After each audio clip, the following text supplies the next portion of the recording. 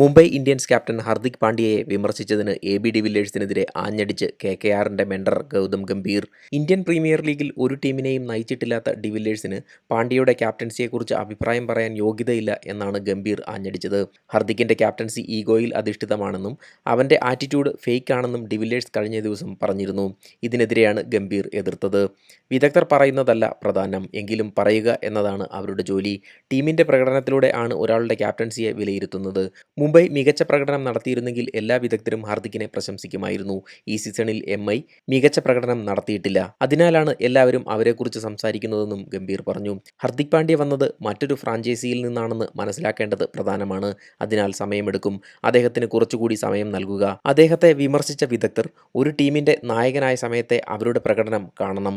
അത് AB. De Villiers ആയാലും Kevin Pietersen ആയാലും ഞാൻ അവരുടെ കരിയറിൽ ക്യാപ്റ്റൻസി ആയി മികവ് കണ്ടെത്തിയതായി ഒന്നും ഓർക്കുന്നില്ല.